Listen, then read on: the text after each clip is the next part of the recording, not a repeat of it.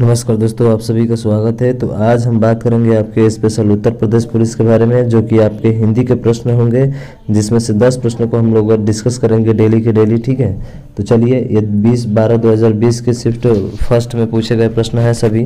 तो चलिए स्टार्ट करते हैं। और ये रहा पहला प्रश्न आपके सामने।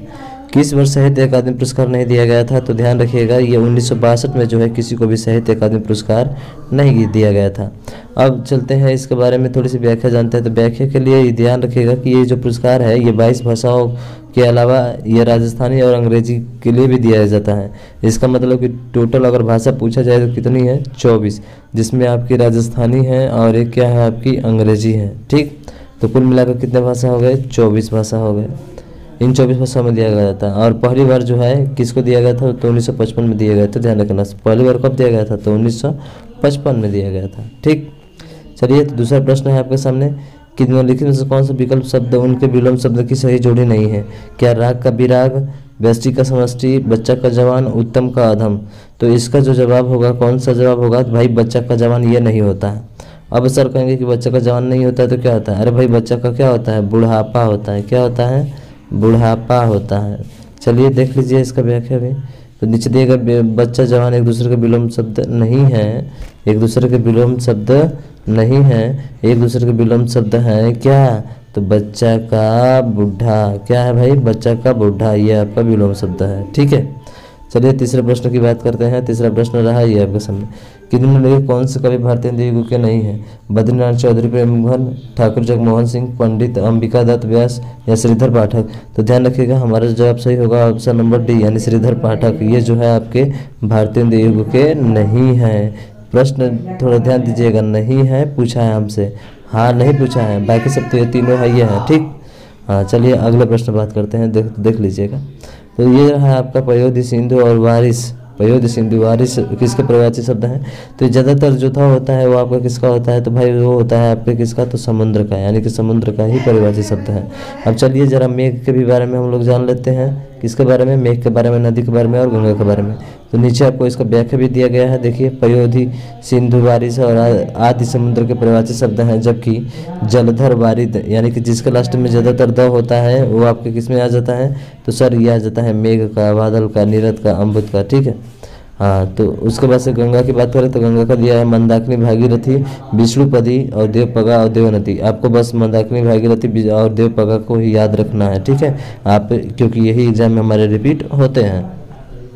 तो अगला प्रश्न है पांचवा है कि निम्नलिखित वाक्य में आए खाली स्थान के लिए सही शब्द चुनिए। तो खाली स्थान दिया गया, आपको सही शब्द चुनना है। अब इसे घर चला गया, क्या किसके घर चला गया? किसके घर का था? तो यहाँ पे क्वेश्चन मार्क आता है, लेकिन ये हमारा नहीं हो सकता है, यानी ऑप्शन नंबर ए नहीं हो सकता है। अब से एक अपने आप घर चला गया, बिल्कुल यही होगा, अपने आप घर ही क्या हो गया? चला गया। ऑप्शन नंबर बी होगा। हाँ, इस अभिषेक इस घर चला गया। इस क्या होता है यार? उस क्या होता है? कुछ नहीं। ठीक है, हाँ, तो अपने आप घर क्या हो गया? चला गया। ऑप्शन नंबर बी आपका सही होगा।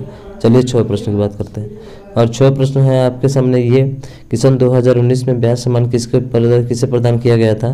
तो ध्यान रखिएगा, वो आपकी कौन सी है? नासिरा शर्मा है। कितनी नाव में कितनी बार? ठीक है, कौन है? नासिरा शर्मा।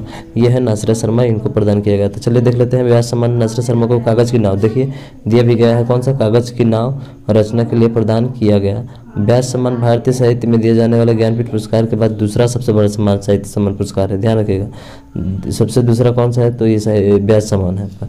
और इस पुरस्कार को 1991 के बिरला फाउंडेशन ने प्रारंभ किया था। अगर पूछा जाए कि किसने प्रारंभ किया था, तो 1991 में के बिरला फाउंडेशन ने प्रारंभ किया था। ठीक, तो अगला प्रश्न की बात करते हैं 7वां, और ये रहा आपके सामने 7वां। निम्नलिखित कौन सा शब्द तत्सम नहीं है? इकट्ठा माने एकत्र होना। इकट्ठा का क्या होता है भाई? तद्भव, एकत्र होना होता है। कंबल का क्या होता है? कंबले होता है। ठीक है, वो तद्भवे है। और उपरोक्त उसके बाद से ये उज्ज्वल, तो उज्ज्वल आपका नहीं होगा, ये तत्सम शब्द नहीं है।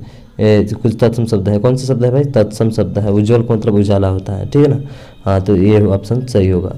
अब दिया है कि वाक्य में काम करने वाले को क्या कहा जाता है? अरे सिंपल सी बात ब्रो, वाक्य में काम जो करने वाला होता है कौन सा होता है? कर्ता होता है। अरे हम सुमित काम कर रहा है, इसका मतलब सुमित क्या है? करता है वहाँ पे। ठीक, अगला प्रश्न है कि 9वां, निम्नलिखित वाक्य में खाली स्थान के लिए शब्द चुनिए। गिलास क्या कर दिया? तुमने तोड़ा। तो तुमने तोड़ा, तो फिर क्वेश्चन मार्क कैसे आ सकता है? नहीं आ सकता, तो ऑप्शन नंबर ए नहीं होगा। गिलास किसने तोड़ा? देखिए हम बोले तो हम तुरंत हमारे से सही आ गया ऑप्शन नंबर सी। तो हाई क्या कर रहे हैं, ठीक है, इनको हटाओ यहाँ से, तो सी होगा। ठीक है, पुरुषोत्तम अग्रवाल को उनकी किस रचना के लिए देवी अवस्थी स्मृति सम्मान प्रदान किया गया था? विचार का अंत, तीसरा रुख, या संस्कृति वर्चस्व और प्रतिषेध, अकथ पानी प्रेम की, कबीर की कविता समय। तो ध्यान रखिएगा, ये सीधा सीधा याद रखिएगा, तीसरा रुख है। ठीक है, कौन सा है? तीसरा रुख है। तो मुझे क्लियर है कि आपको लोगों को ये चीज़ अच्छे तरीके से समझ में आ गई होगी। थोड़ा सा देख लीजिएगा, तीसरा रुख कब प्रकाशित हुआ था? तो 1996 हुआ था। तो आज के लिए बस इतना ही। अगर आपको ये चीज़ें समझ में आई है तो इस वीडियो को ज़्यादा से ज़्यादा शेयर कीजिएगा, ताकि और लोग भी इसको अच्छे तरीके से देख पाएँ और अपनी तैयारी को मजबूत कर सकें। तो आज के लिए बस इतना ही। जय हिंद, जय भारत।